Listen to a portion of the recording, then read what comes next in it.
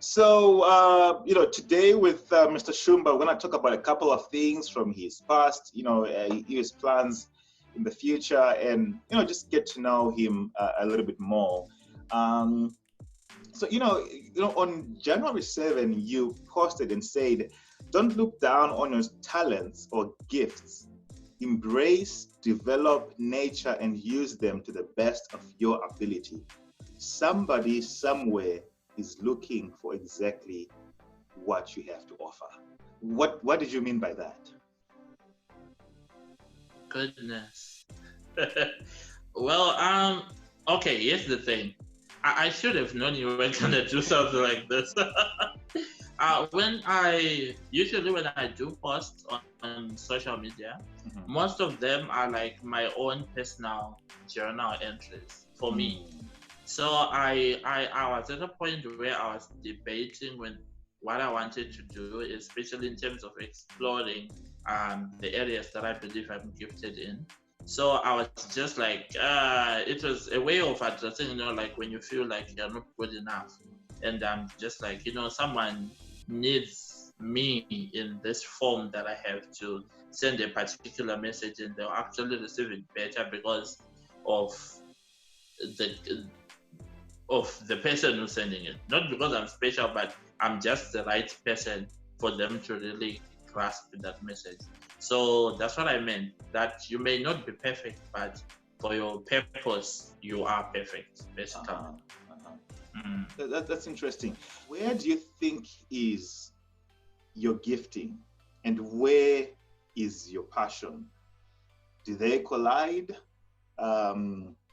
I think people are curious to know, like, what's your gift and what's your passion?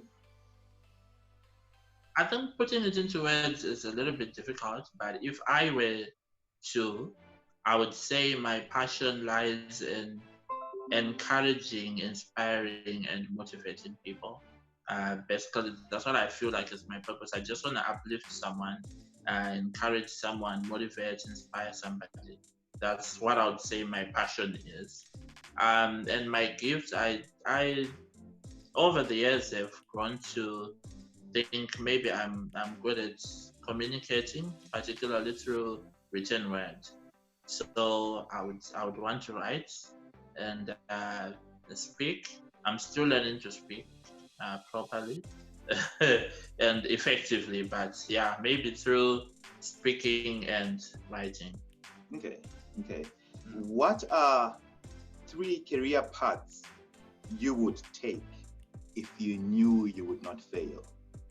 I would go the route of being a speaker, author, yeah, that area, that line of work. Speaker, author, and maybe with the TV show. I really would love to have my own talk show someday. So you wanna be you wanna be like the Mike Samba of our generation? It's something like that. What's that one project you would really love to do? I guess in other words, if 10 years from now, what's that one project you really want to be involved in? That would have to be something that is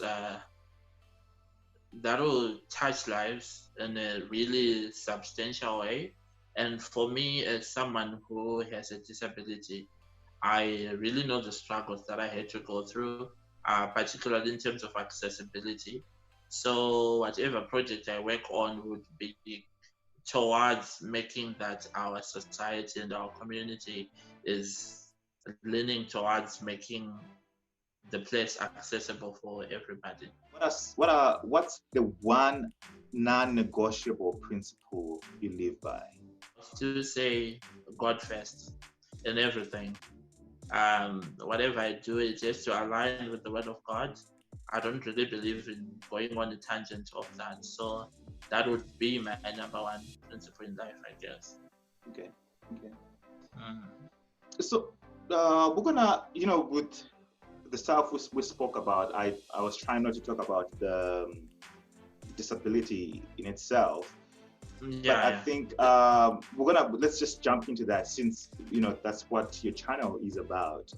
Let's just start on terminology, because for somebody who is not disabled, at times you don't know what words to use. What is it that we can say and maybe not say? wow, that's a very interesting question you bring up. Um, there's a lot of issues surrounding that. I've also, even for people with disabilities themselves, sometimes we just don't know what the right terminology to use is. I think currently we're living in a world that is very volatile, and people are really focused on being politically correct. I do remember watching a TED talk of someone saying, I don't want to be called differently abled, divinely able, just call me disabled. So maybe it's something that boils down to the individual being addressed, I guess. But there are obviously words that are derogatory in nature, and I think people should just stay away from those kind of words. Like, for example, I'm not sure personally, I wouldn't be comfortable calling someone a cripple. I don't know. It's just me. There is a joke, a little meme that I saw. Someone said, "So, would you want me to call you handicapped or disabled?" And the guy was like, "You can call me Ben." You see what I mean? So I guess maybe think more of the person before the disability. I think it was the second camp with you, meeting you, and I was telling Dimba, I was like, I don't know what to speak to that guy in the wheelchair. I mean, I don't know what to say to him. And Timba was like, no, just go and ask him anything. Just go and ask him, even, do you have a girlfriend?